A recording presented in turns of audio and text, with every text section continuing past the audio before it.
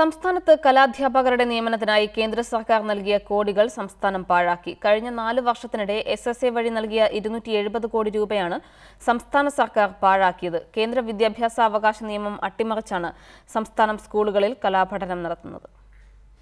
2009 കേന്ദ്ര സർക്കാർ പാസാക്കിയ വിദ്യാഭ്യാസ അവകാശ നിയമപ്രകാരം സ്കൂളുകളിൽ കലാധ്യാപകരെ നിയമിക്കണമെന്നതാണ് നിർദ്ദേശം. ഇതിനായി കേന്ദ്ര സർക്കാർ തന്നെ സംസ്ഥാനത്തിന് SSA വഴി ഫണ്ടും നൽകിയിരുന്നു. ഈ ഫണ്ടാണ് സംസ്ഥാനം പാഴാക്കിയത്. കഴിഞ്ഞ 4 വർഷമായി 270 കോടി രൂപയാണ് സംസ്ഥാനം കളഞ്ഞത്. കഴിഞ്ഞ വർഷം മാത്രം 82 കോടി രൂപ പാഴാക്കി. സംസ്ഥാനത്തെ വിവിധ കലാകേന്ദ്രങ്ങളിൽ പഠിച്ചിറങ്ങുന്ന വിദ്യാർത്ഥികളോട് ചെയ്യുന്ന വഞ്ചനയാണിതെന്ന് ഉദ്യോഗാർത്ഥികൾ പറയുന്നു.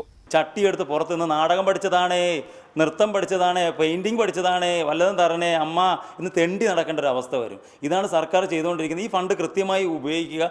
കലാധ്യാപകരെ നിയമിക്കാതെ തന്നെ സർക്കാർ കലാവിഷയങ്ങളിൽ പരീക്ഷകൾ നടത്തിയതായും ഉദ്യോഗാർത്ഥികൾ ചൂണ്ടിക്കാട്ടുന്നു. ഇതും വിദ്യാർത്ഥികളോട് ചെയ്യുന്ന ക്രൂരതയാണ്.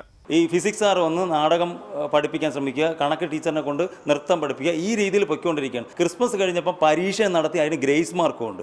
എന്തിൻ്റെ അടിസ്ഥാനത്തിലാണ് ഇത് ചെയ്തത്? ഈ 83 കോടി രൂപ സർക്കാർ എന്ത് ചെയ്തു? സർക്കാരിന്റെ ഭാഗത്ത് നിന്ന് സത്യസന്ധമായ നടപടി ഉണ്ടായില്ലെങ്കിൽ നിയമപരമായി നീങ്ങുമെന്ന് ഉദ്യോഗാർത്ഥികൾ പറഞ്ഞു.